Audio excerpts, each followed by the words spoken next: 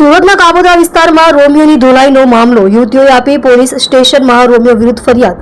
3 દિવસથી છેડતી કરતા રોમિયોની જાહેરમાં ધોલાઈ કરવામાં આવી. પીડિત યુવતીઓએ જાહેરમાં રોમિયોની કરી બરાબરની ધોલાઈ.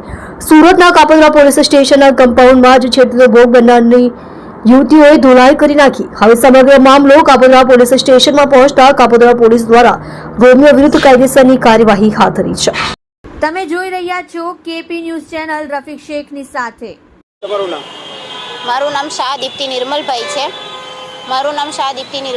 છે.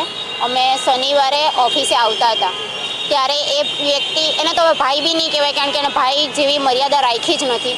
તો એની માટે એ જે વ્યક્તિ હતો એ અમે આવતા હતા ત્યારે અમને ઊંધા બહુ ખરાબ વાણી વાપરીને ગયો છે, ખરાબ શબ્દ બોલીને ગયો છે, જે અમારે અહીંયા બોલાય એવું નથી કારણ કે એના જેવા નાલાયક અમે નથી.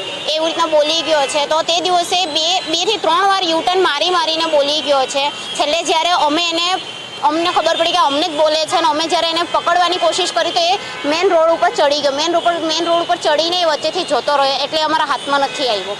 તો અમે તે દિવસે મેં એનો ફેસ બરાબર યાદ રાખેલો હતો કે જે દિવસે મને ભટકાય, જે દિવસે હું એને જોઉં તે દિવસે હું એને પકડીશ. તો આજે જ સવારે અમે ઓફિસ આવતા હતા, 9:15ની વાત છે. સવારમાં ઓફિસ આવતા હતા ત્યારે એ વ્યક્તિ, મેં એને જોયા તો મેં મારી ફ્રેન્ડને કીધું કે આ એ જ વ્યક્તિ છે ને. તો અમે એને જઈને શાંતિથી પહેલાં પૂછેલું કે ભાઈ તમે તે દિવસે હું અમને બોલીને ગયેલા. તો એ અમારી પર ચડી બેઠો કે હું નહોતો ને આમ ને તેમ દુનિયાભરનું ને પબ્લિક ભેગી થઈ ગઈ.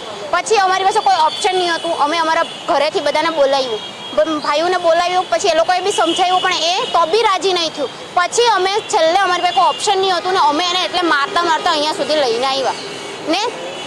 તો બી હજી બી અમે એને માર્યું છે ને એ હજી બી સ્વીકારતો નથી.